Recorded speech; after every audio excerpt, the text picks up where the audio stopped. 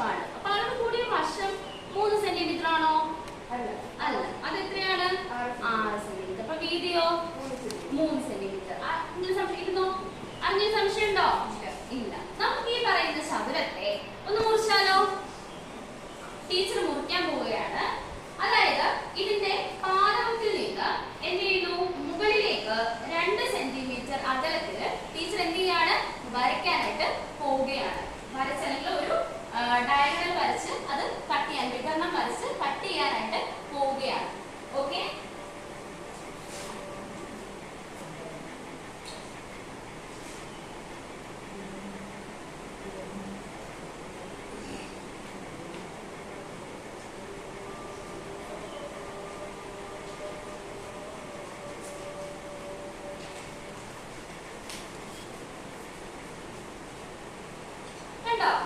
Teacher ഈ പറയുന്ന ചതുരത്തിന്റെ പാദവശത്തിൽ നിന്ന് എന്ത് ചെയ്തു?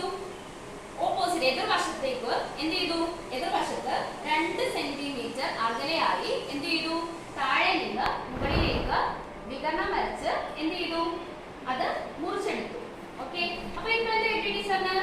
ഒരു ചതുരത്തിന്റെ ബാക്കിയുള്ള ഒരു ഭാഗവും അതിനോടൊപ്പം ഒരു ത്രികോണല്ലേ മുറിച്ചെടുത്തത്. ഈ ത്രികോണം ടീച്ചർ എന്ത് ചെയ്യുന്നു? ഇതിന്റെ വലതുവശത്ത് വെക്കുന്നു.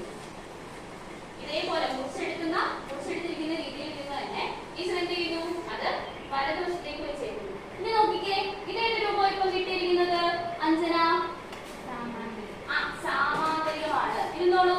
സാമാന്തരികം എന്ന് പറഞ്ഞാൽ എന്തായിരുന്നു? ലക്ഷ്മി സുരേഷ്, സാമാന്തരികം എന്തായിരുന്നു? എല്ലാ വശങ്ങളും തുല്യമാണോ സാമാന്തരികത്തിന്റെ? അതിന് എല്ലാ വശവും തുല്യമായിട്ടുള്ള സാമാന്തരികത്തിന് നമ്മൾ എന്തായിരുന്നു പറയുന്നത്? എല്ലാ വശങ്ങളും തുല്യമാണോ സാമാന്തരികത്തിന്റെ? സാമാന്തരികത്തിന്റെ പ്രത്യേകതകൾ നമ്മൾ എന്തൊക്കെയാ പഠിച്ചത്? വശങ്ങൾ. എങ്ങനെയുള്ള വശങ്ങൾ?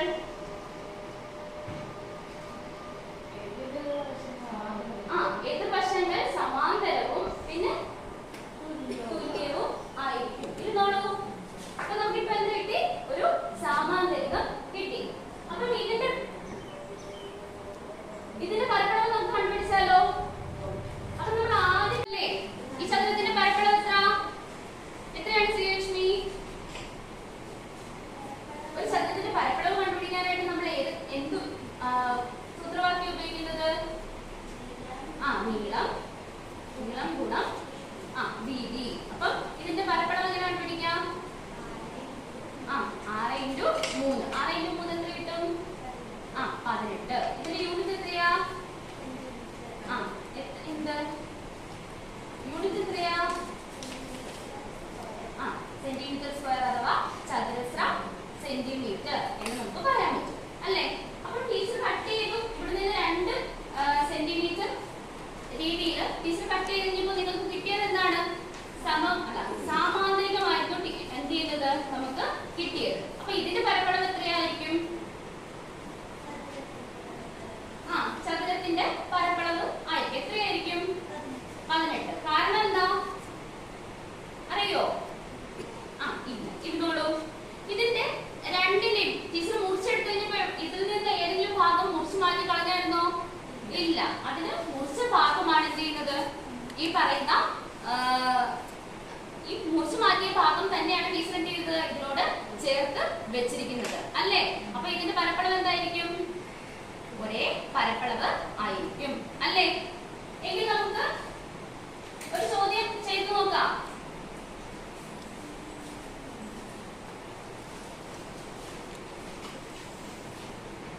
സെന്റിമീറ്റർ നീളവും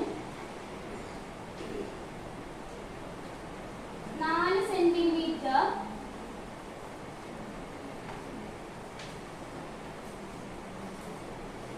വീതിയുമുള്ള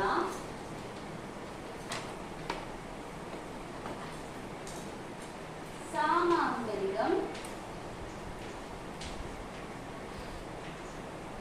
വരയ്ക്കാമോ?